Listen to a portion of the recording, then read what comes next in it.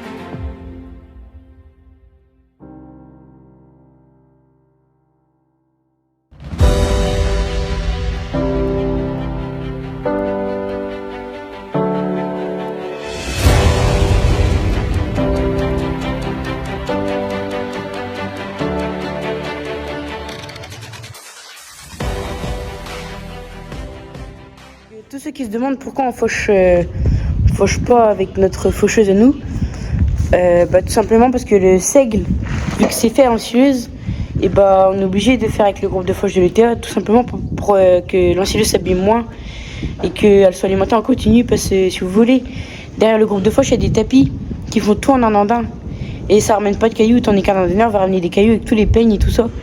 Et tout ce que vous avez vu qui a été auto-chargé, donc à peu près 28 hectares. Donc ça a été fauché par notre faucheuse et andonné avec notre andonneur à nous.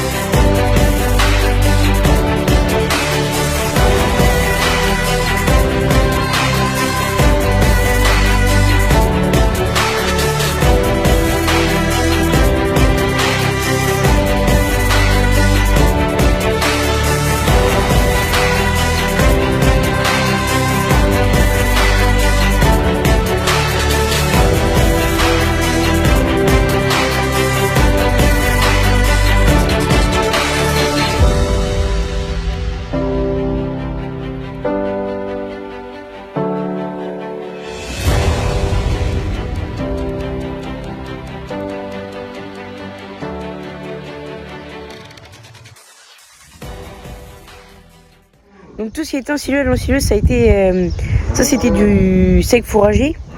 Et tout ce qui est en train d'être, enfin tout ce qui a été ensilé à l'autochargeuse, c'était du riz gras anglais. Donc nous on met du riz gras anglais parce que déjà c'est riche en protéines. Et comme ça nous fait une belle ration bien équilibrée pour le troupeau pendant l'hiver. Et donc l'autochargeuse a 64 couteaux. Et ça nous fait des tiges de 2,5 cm. Et donc l'avantage maintenant avec la nouvelle autochargeuse de l'ETA, c'est que c'est beaucoup plus facile à tasser et à déciler.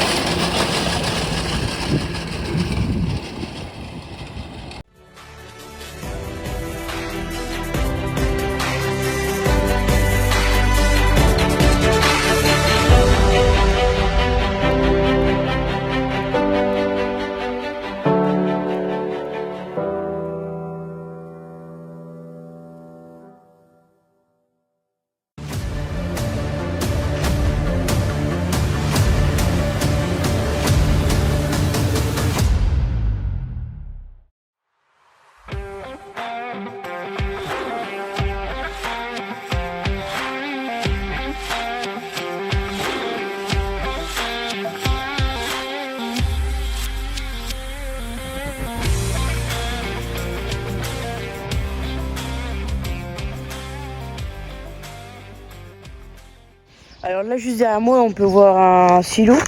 Donc si vous voulez on met toute l'herbe dedans.